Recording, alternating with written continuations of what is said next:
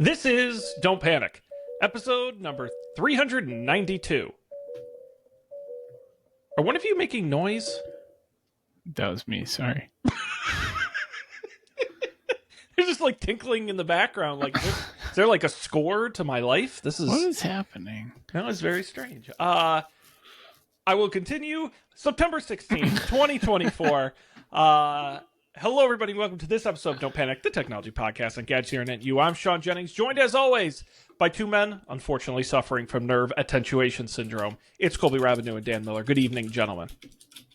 You got the black Hello, shakes Sean. tonight? That'd make a good name for a cocktail. Ooh, the black shakes. I like that. Well, and what was the other name for it? The acronym? Yes, NAS, the NAS. nerve attenuation syndrome, Yeah. which had a cool logo. It was like the letters were written in like a stylized way everywhere in the movie. Yeah. Like someone made like a logo. That was one for of those this. things where I was like, why does this have a logo? Yeah, it was marketed well.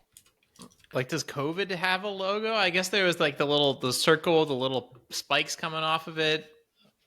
I guess I never thought about that. It's kind of weird that COVID had a One of those logo. movie things. Yeah. Good. Well, welcome, gentlemen, to this fine Monday evening. Thank you.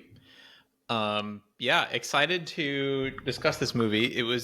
I would never have watched it if it weren't for this, and I think those make some of the most interesting movies. One quick tech note is the last two movies I've watched, which were on. I did the thing where I watched it on the Apple TV on my TV with the AirPods Pro in my ears, and it's a pretty damn good way to watch a movie. Because, spoiler, because I've been watching these in the middle of the day when everyone else is working. That's the only way I can do it. But it's great. And I even accidentally had the thing where it pretends to play from a certain point in space where the Apple TV is. I forget what that's called. Spatial audio. Spatial audio. But there's a specific, spatial audio is the technology, but then this feature where it knows, it's like what I normally have it on is fixed, and then whatever, head tracking or something like that. Mm-hmm. Anyway, so I got up to get a drink, and I was like, well, I'll just walk over. Another cool thing is I can hear it perfectly while I walk over, but it moved way out behind me as I walked, which was unexpected. So that I might watch more movies this way. It's great. Well, before we get into the movie, which I am absolutely excited to talk about, I did want to just see if there was anything else we wanted to discuss. Dan, I know you just got back from a trip. Oh, yeah. You teased it on our last episode. If there was any takeaways from that adventure. Montreal was great. I can highly recommend Montreal. The food is really good. They have this crazy stadium. Look up the Montreal Olympic Stadium. I saw it from a distance. So it was cloudy one day, and I saw this thing from a distance, and it felt very science fiction-y. I think it is the world's largest leaning tower. It's very cool. Absolutely Move host to aside, the Pisa. 1976 Summer Olympics. And it has this weird fabric roof that you pull off, which it turns out has been as bad of a design idea as it sounds like in a place that gets an incredible amount of snow. They should call up Fasten Masters and get this sorted out. But yeah, that was cool. Anything else weird about Montreal? No, yet another country where it's super easy to enter the country. Yeah, I only took the framework laptop. The battery life is not as good as a Mac, but otherwise it was fine. I was able to connect to the conference Wi-Fi and the hotel Wi-Fi. Linux has gotten better. You connect to a Wi-Fi that needs you to agree to the terms of service or whatever, and it pops up the thing. Wow. I know. That's huge. Yeah. Things have improved. I think that's pretty much it. Although, shockingly, a city where the public transit, you can't just boop on and off, and there's no app you can use to there's no app you can use to do anything with the transit, so that was annoying. Did you have to use those funny loony and toony coins? No, though if you got on a bus, or I guess just a bus, if you got on a bus and you didn't think to buy the card in advance, you could only pay in coins, which we did not have. So did you have to get off the bus then? We did not, because luckily there was someone standing outside of the airport who told us that we needed to get a card, but other people who tried to get on the bus did have to do that, which was tragic. Yeah. No, it was great.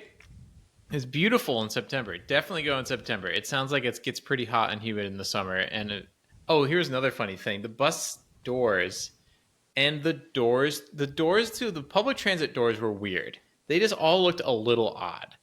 And so, for example, the doors to the subway stations, they pivot in the middle. So instead of opening like this, they like pivot here. And so when the doors fully open, there's a horizontal door that's sort of facing you like a book, and then it rotates around, which is odd.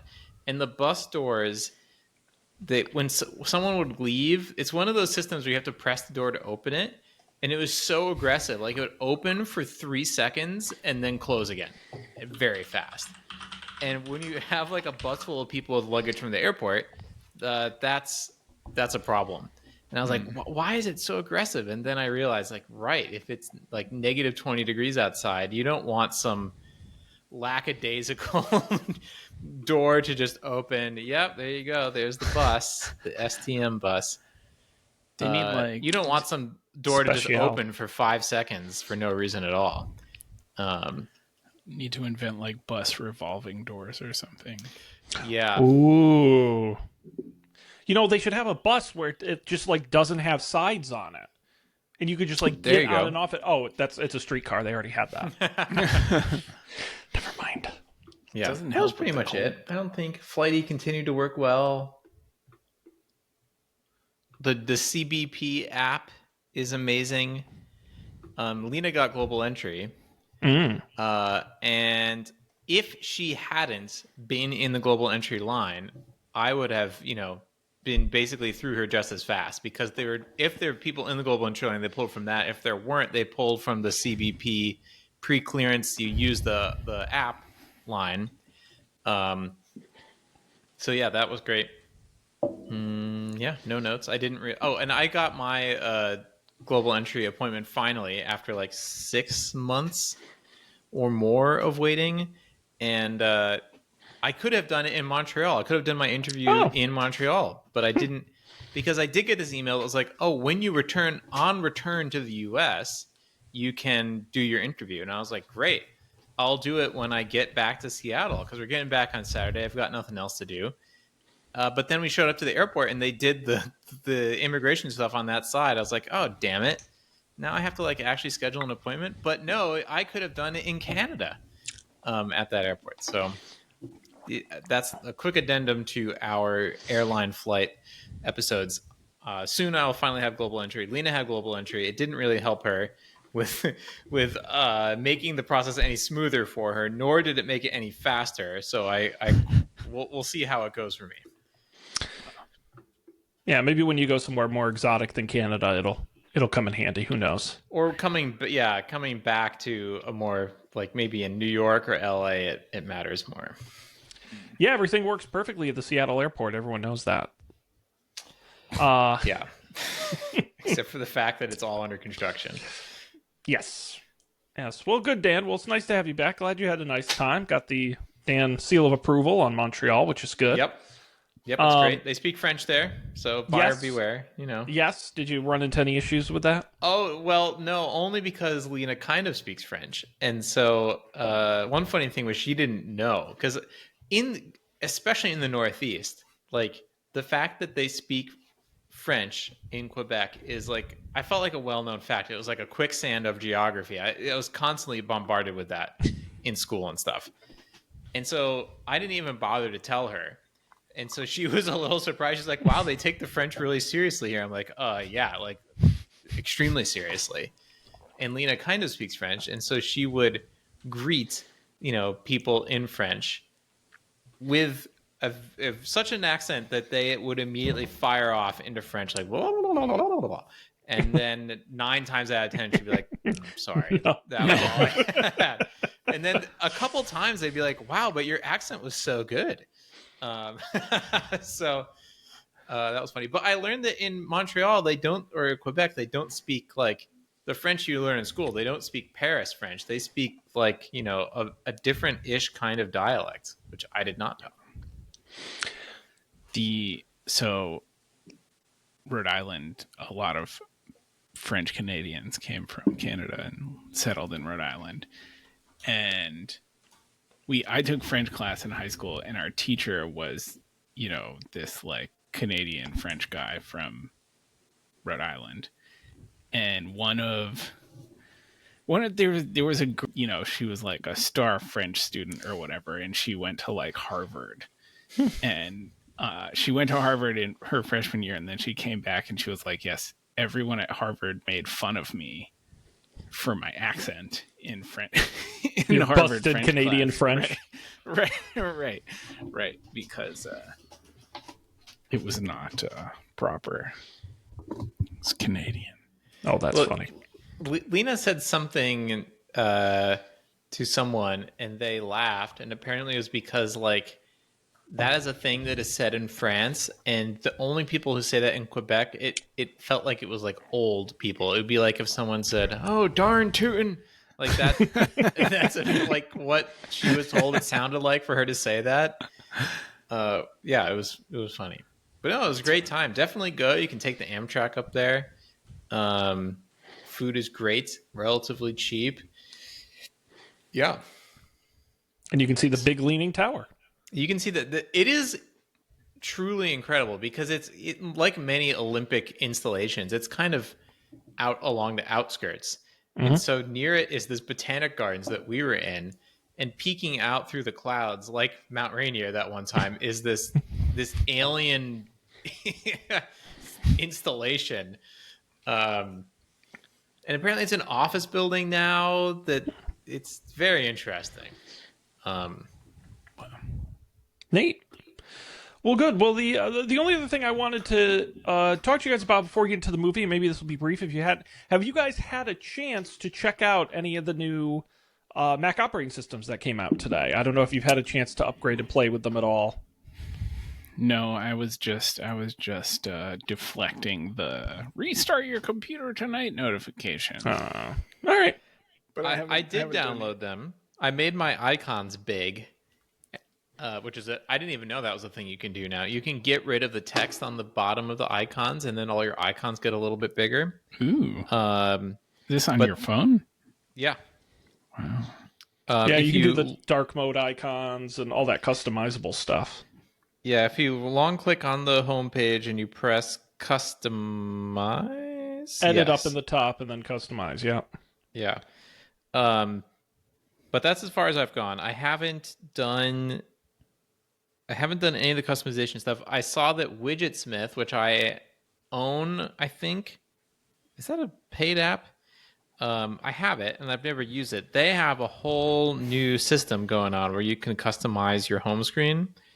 And so I was going to look into that, but I haven't yet. Yeah, I did get to, like everything involving the continuity feature between iPhone and Mac, I got the iPhone mirroring to work on my computer one time, and then it never worked again. Which is a story of everything I've ever tried on continuity. But the first time it worked, it was extraordinarily cool. Like, you could flip through the stuff and scroll through stuff, and like it was whole phone. And now it won't connect anymore. So that was fun while it lasted. I did already see a fun trick on Threads, I think. So to get to Control Center, you pull down from the upper right. But now there are multiple categories. If you pull down from the upper right and you keep pulling down, you can instantly scroll through the categories without having to tap or do a second gesture.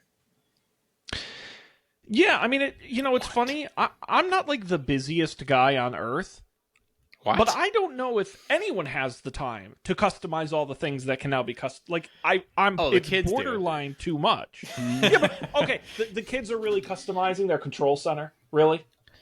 Probably. Really? It's like, I don't know. Oh, I can make the Shazam button bigger. Oh, that's really cool. Like, maybe I'm wrong.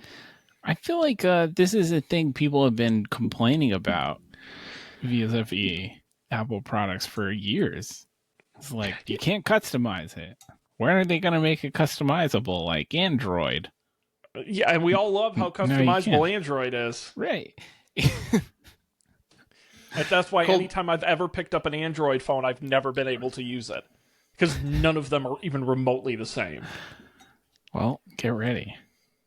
Well, but you know what I forgot to mention this last week when I was assembling my framework computer. I was thinking about, didn't you get an Android phone where you could change the case, like the shell or something? You could install like different colored like back plates or something. I did have an Android phone once. Had some interesting design things, but I don't think that was one of them. The phone I had was like one of the first ones that had like an always on display component, where it wasn't like the full display like your iPhone does now, but it was like a little square in the display that would like show the time and your notifications like all the time, or like whenever you looked at it or something.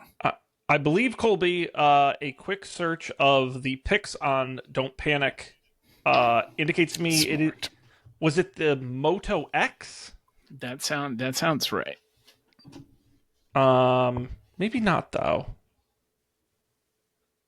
Moto No, I don't X think marks the spot. Because Colby picked it in episode 26. And this is the one I was thinking of. You can change the back. Can you? Yeah, it was just a little piece of plastic. Oh, well, I guess you could change the back then. Anyway, we'll be able to play with some of these new features coming up. I was just curious if you guys had a chance to dive in at all, but No, but I will have plenty of time to dive in. So if you need a reporter on the assignment, consider me duly assigned. well, and all the AI stuff's still another month or so away. So, there's still more to come. Well, guys, why don't we pivot on over? We have been we're on this quest for technology-based films. Previously, last time we talked about Hackers, which was an awesome movie. I think we all really enjoyed it a lot. But we pivoted pretty hard this week, going from less actual tech to more fantasy tech in Johnny Mnemonic, the 1995 cyberpunk action film, directed by Robert Longo, and starring Keanu Reeves in one of his early roles. This was immediately following Speed, which was arguably his big sort of mass market. I mean, he was in Bill and Ted before that, Point Break, but Speed, this was right after Johnny Mnemonic, was his follow-up. Guys, what do we think about this film? It's quite a ride. Was it what you expected, knowing nothing about it going in? Well, I mean, I had no expectations. I thought, so the only thing I was really doing was comparing it to Hackers. Was that the name of the other movie we watched? Yes. And I thought this movie, it was kind of more fun. In a way, it held up better in some ways because it's so weird. It felt a bit more timeless in that it wasn't trying to be of a particular time, even though it does say 2021 in the starting credits. But no, it was weird, and like I said, I would never have watched this movie if it weren't for the show. So I appreciated watching it. I don't necessarily know if it was good, but yeah, no, I have more thoughts. That's sort of my opening statement. It was very strange. Like, I don't think the acting was good at all. I thought Ice-T was actually not bad compared to some of the other characters. Has Ice-T had any other movie roles? Sean, are you muted? I'm gonna check this muted. out. I never mute myself, so I get confused when I am muted. Ice-T's actually been in a lot of movies, and this reminded me, he was in two, this is a total side conversation, but you're going to be glad that I brought it up. He was in another movie this same year called Tank Girl. I don't know if you're familiar. Oh, yes. Where he played a half man, half kangaroo in a post-apocalyptic wasteland. In a highly, highly similar role as to what he did in this, which was just funny to me. I never put those together. The other thing is he's J-Bone in this film. He's known as T-Saint in Tank Girl. Coincidence? Probably, but that was a hoot. If you haven't seen Tank Girl, hoo boy. I have not seen it. My junior year roommates loved it. It's 100 times more bizarre than Johnny Mnemonic. I will say that. I gotta see it. It looks awesome. I'm watching the trailer right now. It is just like, yeah, taking it to 11 for sure. I thought to kind of set us starting on this film, do you guys remember the opening crawl from Johnny Mnemonic? It was a lot. Yes. Was it more text than Star Wars? Oh, it went on and on. So let me, if you don't mind, for the folks who are listening who haven't seen it, let me remind you of what we're doing here with Johnny Mnemonic. New century. Age of terminal capitalism. The armored towers of multinational corporations rise above the ruins of the democracies that gave them birth. Soldiers of the Yakuza defend them. Hackers, data pirates, low-tech media rebels are the enemy, burrowing like rats in the walls of cyberspace. A new plague convulses the cities. Nerve attenuation syndrome. Incurable, fatal epidemic, bringing fear and misery as old as the species itself. But the most precious data is sometimes entrusted to elite private agents, wet-wired to function as human databanks.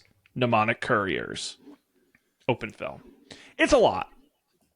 Do you have that it's a lot. text? Can you paste the text in the Slack? No, I was literally reading off of a YouTube video of it scrolling through. Because I was so having trouble much, keeping up. and it was not well written. Like there's so much flowery language in there, obscuring what they're actually talking about. Like the whole point of an opening crawl is to do a narrative dump for things that you need. And I felt like a good chunk of that, a third or half, was just like flavor text, and it's like, don't have me read the flavor text. Show me the flavor text. Show me the flavor text. I'm writing that down. That's a good episode title. And that actually ties. I didn't think that the set design in this movie was very good. It was fine. It was nothing like Hackers. And so, like, actually now when you read the opening crawl, I was like, I wish that they had gone more in the set design, because the opening crawl is also super weird, and it gives you this visual of what this place is like that the movie doesn't really live up to. IMO. Yeah, I mean, there are a ton of movies that are like set in the near future, but made in the 80s and 90s that are post-apocalyptic / punk / hackery. I mean, there's a ton of them. This is not the best looking one. Not even really close. And what, Blade Runner came out 15 years before this or something like that, and looks way better. I mean, like, The Fifth Element blows this out of the water. I mean, there's so many other good ones, but this is not a good movie. There's charming elements. I think I smiled watching it. It's not a good movie. I disagree with you, Dan. You started out by saying the acting is terrible in this movie. I'm going to challenge that. The acting is terrible in this movie, except for Keanu Reeves, and arguably, what's his name? Henry Rollins, who actually I thought was very good in this. The thing about Keanu Reeves is you're getting Keanu Reeves. Oh, right. I mean, this was Keanu Reeves. Like, you could not ask him to be more Keanu Reeves in the movie.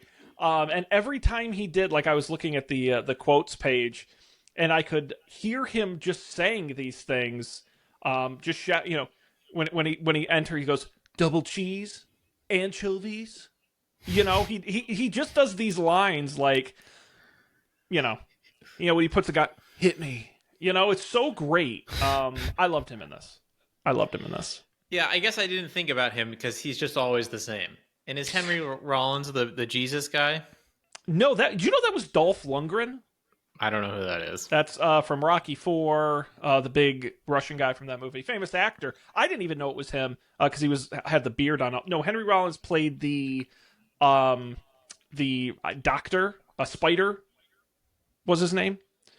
Oh yeah, he was good, but he only really came in at the end. Yes, absolutely. Yeah, I thought he was also good. But yeah, Keanu Reeves, he has these like scenes where it's him facing directly at the camera, but you can't see his eyes and you just see his mouth. That was a whole thing too, and so the mouth is like extremely exaggerated. But those scenes were not well shot. When it was like downloading into his brain, his mouth was really intense. Yeah, he screams a lot. He did the best he could. Let's see. I have some notes. Let me see. What are my notes from the beginning?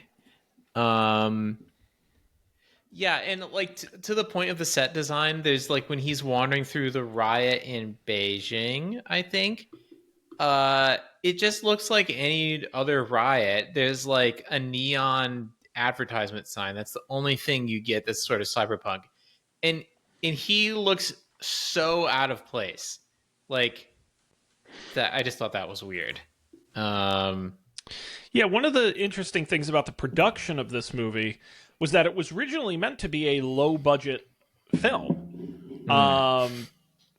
And Keanu Reeves came on board before Speed came out, and he was kind of an established star, but Speed was such a mega hit that Sony came in, dumped a bunch of money on them, and said, make this into a massive blockbuster.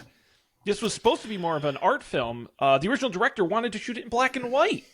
That explains a lot. And so I think that's where that weird tone comes in, where some of it is like they're trying to get thoughtful on you and that, but then some of it is like just explosions. It's got a weird vibe. That explains a lot. And so does that mean that Sony used a doubler? Oh no, you can't get into the technology of this movie, man. It's such gibberish. It's great. I mean, what do you guys think about the concept of a mnemonic courier? Let's just start there.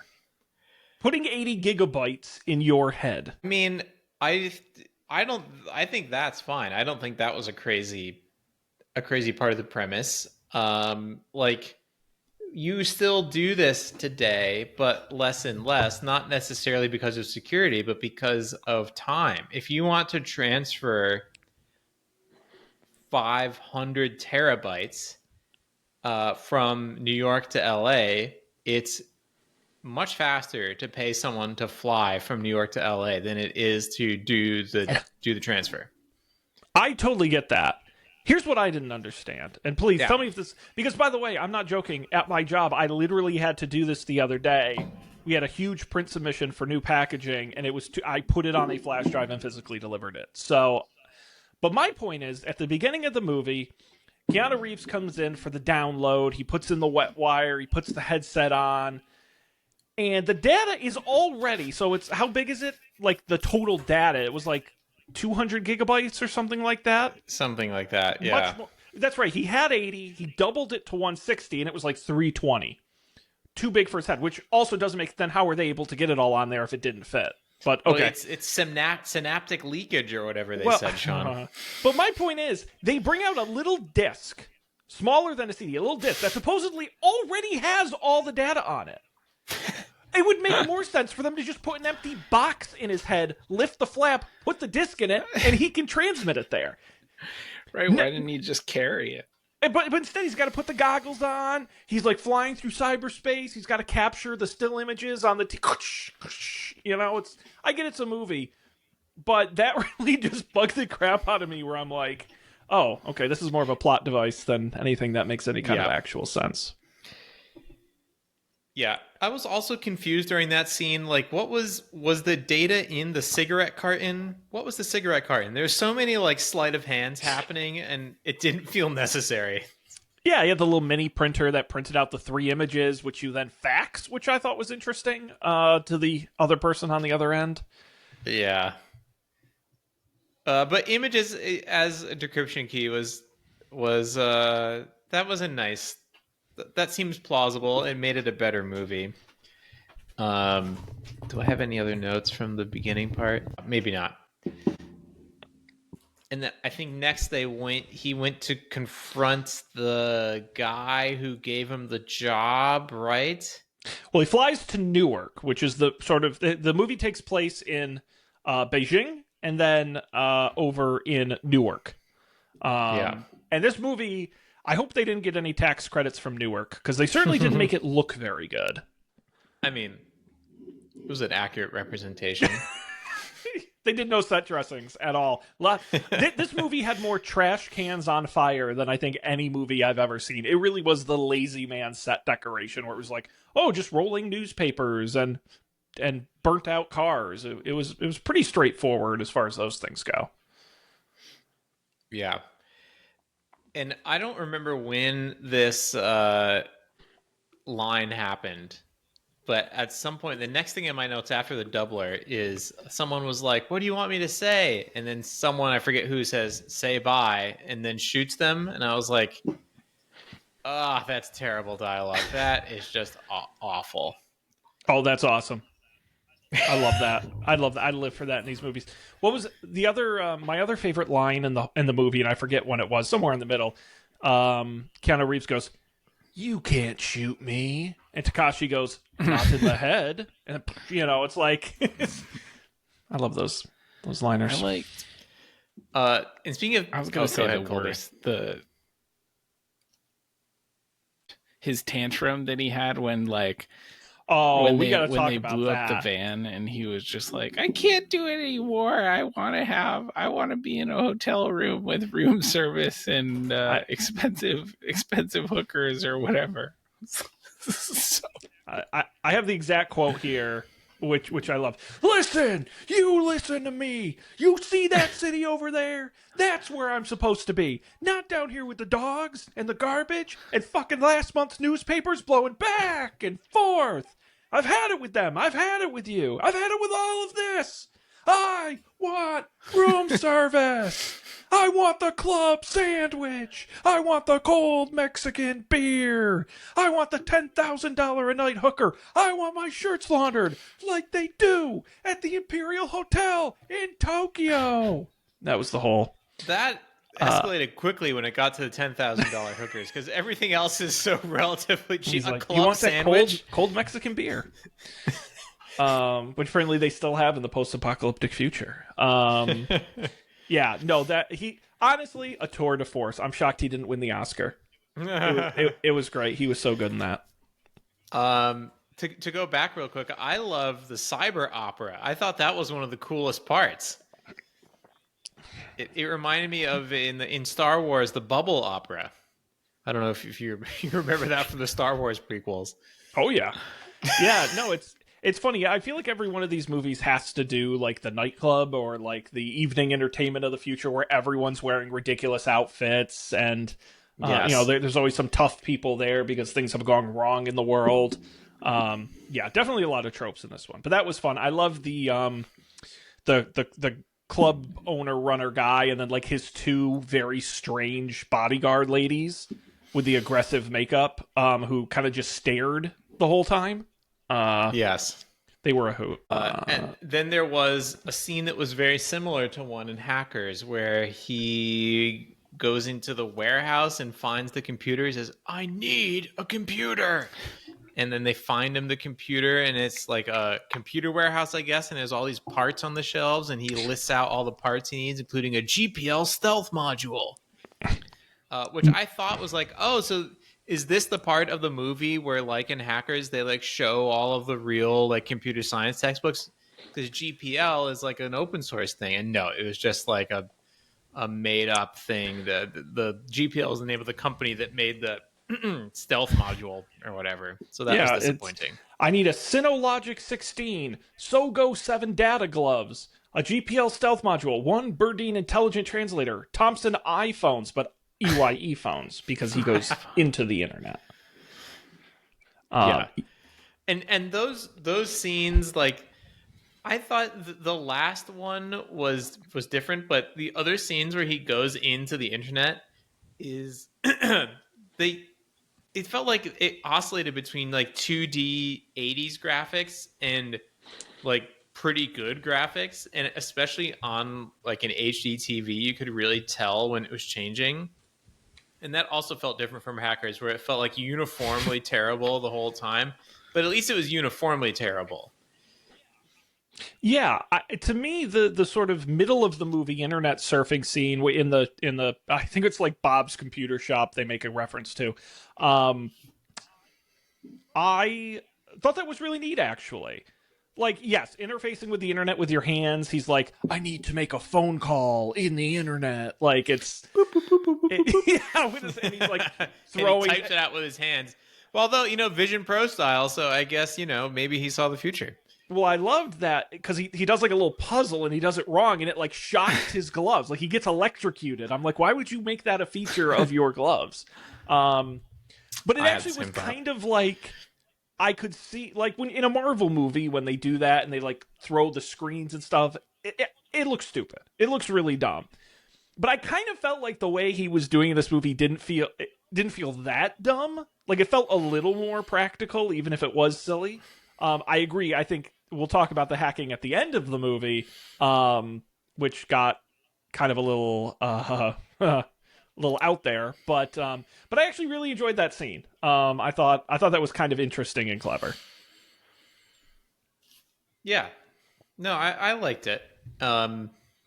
It was funny how similar it was to Hackers, and like, oh, we're gonna be flying through space. There's gonna be like these abstract shapes, but it's kind of like a city and you're going places.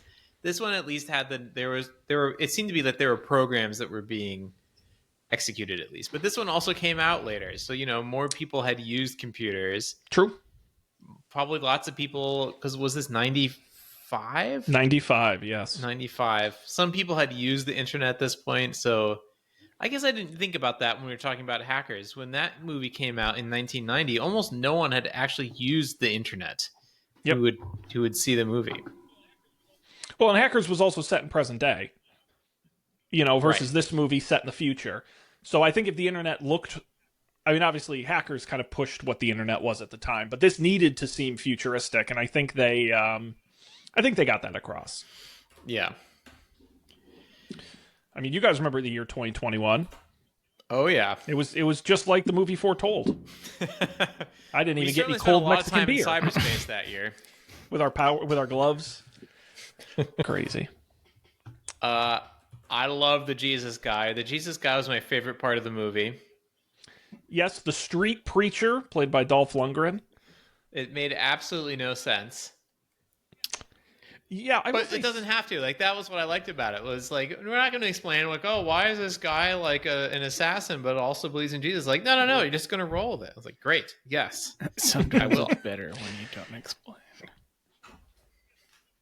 Yeah, the movie got crazier as it went on, like noticeably so, because you have like Street Preacher, you have Jones the Dolphin, which we will talk about. You have the weird ghostly AI, Ghost in the Machine, which I'm sure we'll talk about. It just got progressively stupider as the movie went on. As did I. Stupider? I don't know. No? No, it made a lot of sense. I don't know if it made sense, but I appreciated those. Things. I love the dolphin. I was like, as soon as I saw the dolphin in the background, like while they're having all this exposition, I was like, okay, if they don't, this has got to be if this has got to be the MacGuffin, and if it's not, I guess it'll also be a cool bit of world building. But no, I'm glad the dolphin was so important, and also Hitchhiker's Guide to the Galaxy sort of reference. I loved it. Yeah, Colby, I know you were excited to see Ice-T. All of a sudden, he was, saving Johnny Mnemonic's life with his face tattoo or something. It was like, oh, it's Ice-T. Colby, I think you'd fit in well with the low-techs. Yeah, I could like hang on an abandoned bridge with a cyber dolphin. Sounds fun. dropping bugs on dropping bugs on people.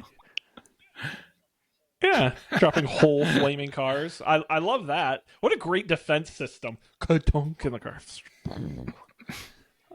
That was great. Let's see what else. We had a lot of. Yeah, go ahead, Dan. Yeah, we should talk about the Ghost in the Machine. Was that like, because they said that, and the Ghost in the Machine is a real term of art now. Mm-hmm. Was that the first time that phrase had been uttered? And I know this is actually based on a book, which I might be interested in reading. I don't know if that phrase was directly from the book. I do not know. That's a really good question. Yeah, I'm gonna look it up. Never mind. A 1967 book entitled "The Ghost in the Machine." So there you go. Yeah, Anna, who was the president of Pharmacom, a great fake evil business name, who had her brain put in a computer before she died. Another classic sci-fi thing. Like And then right just sort of helps out. Now, guys, you might be shocked to hear this. I learned something reading the Wikipedia page I did not get from the movie. Did you know that woman, the president of Pharmacom, the AI, is supposed to be Johnny's mother? Oh, I did not get that. That went right over my head. Like specifically at some point, and there was like, oh, like blah blah blah, and then it was like a zoop, and then in the memory at the end, I think you kind of saw her. Oh, was she the woman in the memory? I mean, it was hard to tell that it was her, but I kind of had just assumed that it was her. Yeah, I think my mind has melted by that point. All right. Well, there you go. I thought, I read that. Oh. It was not hyper obvious. For sure. Now, obviously, the big sort of driving factor of the film is NAS. We talked about this. A disease and illness affecting people that comes from technology, essentially. It's a little vague exactly what's causing it, but it is all the technology around. And Pharmacom has supposedly created a cure, but they don't want to put out the cure because the treatment makes them more money, which is a very kind of movie trope. And that's what Johnny Mnemonic is traveling with in their head. Wasn't there also a thing, though, where the president, Ghost in the Machine lady, was like, no, you want to get the cure because think about how much money you'll make. Didn't someone say that? Because that makes sense to me. Like, I would have thought they were withholding the cure so that they could release it and make tons of money. But the only time someone said that was when they were trying to encourage the company to release it. Yeah, I think the idea was that you cure someone once, but you treat them forever till they die. Okay. And there's more money in the treatment. I see. Right. Got it. Because I think that's what Henry Rollins was doing in the makeshift hospital, was sort of like, see all these sick people? They want them sick. Yeah, are you guys worried about getting the black shakes? I think I had that in 2020, 2021, actually. Yeah, I was sad they didn't go more into the disease. I was wondering if it was going to be a, Deus Ex or some of these other things where it's the implants that cause the problems. And they sort of alluded to this, like there was the person in the club who had like too many implants or something. But yeah, I would have liked more of that. And yeah, I mean, there was a little bit of like body horror elements. Like some of like the gore scenes were pretty gross. And it could have been fun if they leaned into that with some of the implants, but they didn't. Well, that's what I'm saying about the street preacher. They're like, he's more machine than man. But you, like, never actually see it. You just see him, like, beat people up. Yeah, I agree with you. This movie had a lot of, like, loose ends they never really got around to. Instead, just trying to move the plot forward. And left a lot on the ground. Yeah. Something I was confused about, like, why did Pharmacon explode at the end? Because because it's a movie. Okay, that wasn't like there wasn't a plan. It just like did their computers overload or something? According to Wikipedia, the Pharmacom headquarters goes up in flames from the public outcry. The public burns it. Now, we don't see it. I think it was just a fitting... But I also thought the same thing. I'm like, wow, they blew that up fast. Yeah, and I think we talked about in Hackers how like every TV or every movie from that era felt like it needed to have some sort of big destructive set piece thing. And this one definitely had that with the dropping the cars and all the firing the rockets at the bridge and all the stuff is exploding needlessly. And it was like, okay, lots of explosions in this movie that's all about the internet, supposedly. And by the way, same as Hackers, the grand broadcast the plan out to the whole world, so it's no longer a secret gimmick at the end as well. Yeah.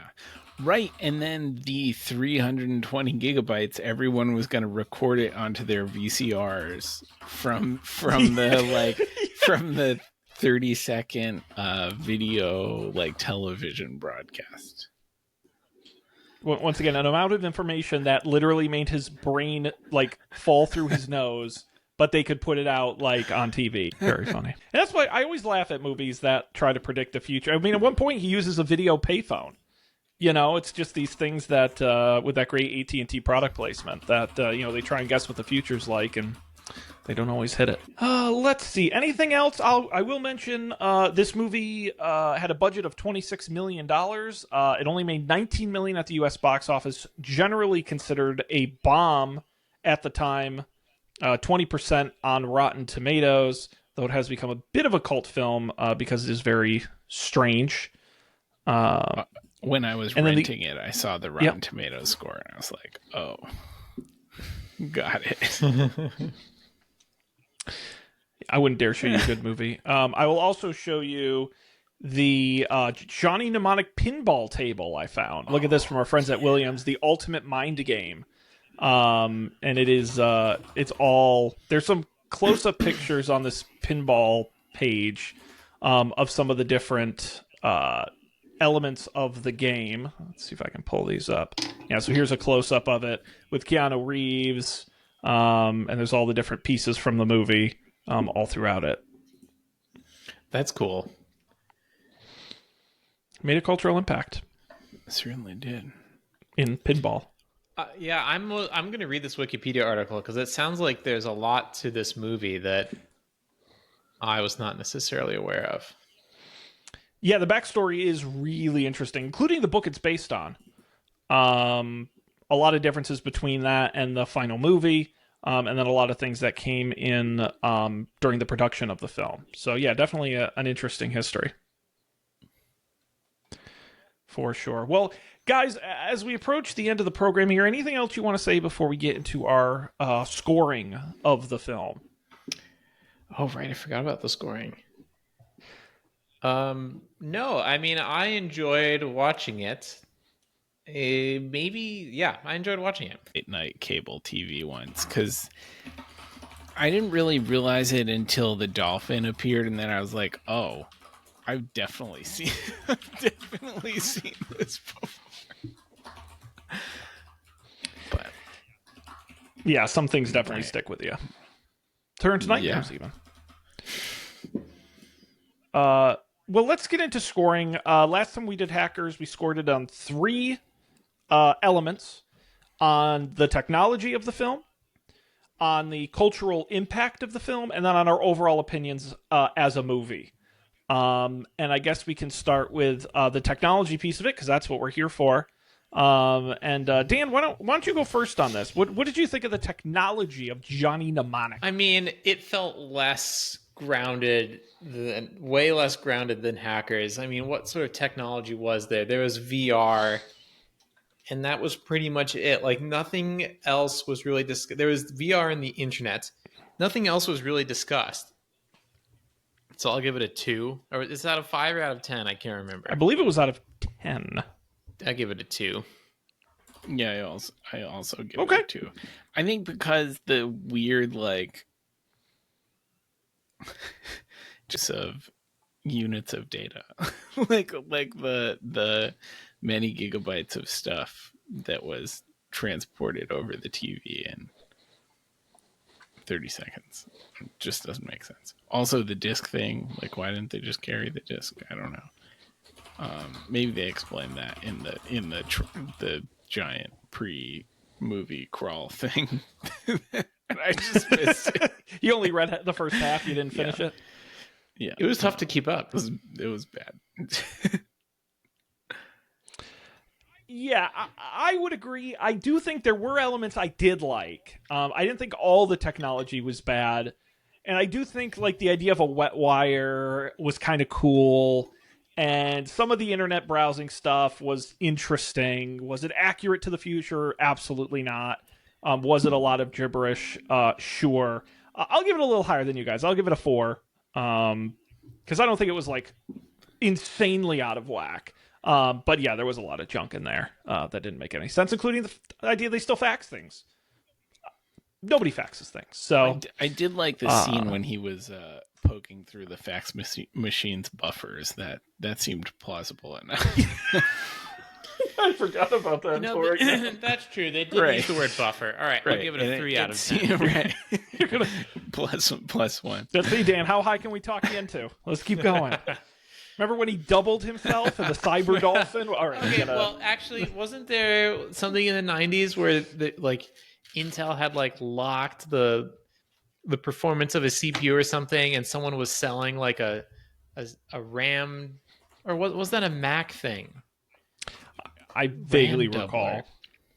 Yes, the RAM. All right, never mind. All right, I give it a 4 out of 10, right? Because the RAM doubler was real. Here, I'm going to put it in the chat. There you go. There you go. The infamous RAM doubler. This is good. Well, while we try and figure out what a RAM doubler is, we can move on to the next score here. We'll talk about cultural impact, which, Dan, this was one you meant a lot to you when we talked about Hackers, a movie that has sort of stuck around, elements of that still used today. What do you think the cultural relevancy of this movie is? Like, I don't know, 0, 1 out of 10. I had never heard of this movie, and I'm a huge nerd. Okay, fair. Well, nothing else to say. 0. What about you, Colby? Before, so I'll give it a 4. I guess it's culturally relevant to me. Yeah, to Colby alone. There's an asterisk on that. I also Colby really only. liked the TV tornado in Heaven. I don't know if that is a thing, but I liked it. The pile of TVs. Again, the idea that we could never make one giant screen, it would have to be a bunch of small screens put together. Love it. Very, very of the genre. Yeah, I mean, there's certainly the dolphin, and I'd known a little bit about this movie before seeing it. It's kind of gone around on the infamous bad movies circuit, if you listen to podcasts or anything that do that sort of thing. No, I don't think it. If it weren't a Keanu Reeves movie, I don't think anyone would ever talk about it again. And it's only because it stars him that people bring it up. So I'll give it like a 2. I mean, it's pretty insignificant in that respect. And then finally, what you thought of it as a movie overall, as a cinema going experience? Did you enjoy it, Dan? What did you think? I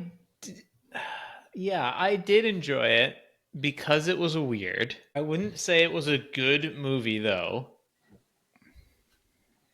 So I think I have to give it like a solid 5 or a 6. Like, I don't think it was a bad movie, actually. Like, it especially the latter half, the weird shit kept happening that kept me interested. I was like, wow, like what's going to happen next? Like that's not nothing. So I give it a 5. Respectable. What about you, Colby? I enjoyed watching it. I probably wouldn't watch it again, but I was also doing chores and stuff while I was watching it, so maybe, I'm not sure if I would have enjoyed it quite as much if I was just like strapped to a chair watching. like a punishment. Or no, with the Sure. helmet on your head. Yeah, having it Yeah, the having mouth it guard beamed in. into my brain while I grimaced aggressively. Yeah. If my fax machine starts spitting out 3 images, I know Colby saw the movie. Yeah, I strongly agree with both of you. I think the low quality of the movie comes up with my enjoyment of the movie, and it lands somewhere in that 5 range where, no, I don't think I ever need to see this again. I'm glad I rented it and didn't buy it, but I'm glad I saw it. And now I can say I've seen it. So definitely not their movies. I am a guy, if I don't like a movie, I shut it off. I will not finish a movie I'm not enjoying. And I enjoyed watching it all the way through. So definitely solid for Johnny Mnemonic. One more off our list, guys. Before we go, I think we need to pick another movie if you're up for that. Oh, baby. Let's do it. Now, is there a certain direction you want to go? Do you want to go stay in this sort of goofy, overdone? You want to go a little more realistic? Do you want? Is there a what? What do you think? I could start naming off some options in both directions. More realistic. All right. Well, then I might something more in the hackers realm. Let's see. War Games with Matthew Broderick. Sure. I think is less silly. I would say classic. the Pirates of Silicon Valley, the movie about Steve Jobs and Bill Gates. The only thing is, that one's going to be a tough one to find streaming. I might have to find a less legal copy and send it to you guys. But we can certainly watch it. Famous made for TV movie. What else? Minority Report. Famous for some of the, predicting some future technology in that. Maybe not as technology focused. What's The Net? The Net is that lands a little more on the goofy side. That is Sandra Bullock on the run, and it's a hacking movie. I would say it's similar to Hackers, except like it's Hackers meets Johnny Mnemonic, to be honest with you, where it's kind of the goofy stuff of Johnny Mnemonic, but in the real world of Hackers. I think we'd enjoy it. To be honest, I've never seen it. This is just based on what I know. I think doing the doing the Pirates of Silicon Valley could be a big change, because is that more documentary-ish? No, it's all actors. It's all It's a fictionalized story of the real people. That's my vote. Sure. I'm down with that. All right. I will see. Like I said, it is not streaming anywhere. Oh, is it on YouTube? No, it says unavailable. I will find us a copy, and make sure we can watch that. Sick. Awesome. Good. Well, that'll be fun. Anything else, gentlemen, this evening? No, all is good. I know you're excited. No. I hear those tummies rumbling because we got you eating later this week. These guys are going to be chock full of breakfast cereal coming up on the Up for Debate podcast. It is Sean Tember. And we are taping later this week with Colby and Dan, who will be joining Matt and I to taste test 6 of America's most popular, least popular, and unknown cereals. And we're going to render our verdict. And it's going to be a lot of fun. You guys have your cereals in hand. Let's see if you can hold off for a couple days before you dig in. Although feel free to. I don't really care. But I do have a bunch of milk. I'm very excited. It's going to be great. So it's over on Up for Debate and upfordebate.tv, wherever you get podcasts. Look for that. Of course, our show is Don't Panic at don'tpanic.io. The audio and the video of all the episodes are there. Of course, you can subscribe wherever you get podcasts, with the video version on YouTube to see our lovely faces. And of course, you can get a hold of us. don'tpanicshow@gmail.com is our email address. We want to hear from you. That's going to do it for this episode, though. We got to wrap it up here. On behalf of Colby and Dan, I'm Sean. We're going to see you next time for more tech movies and good times on another episode of Don't Panic.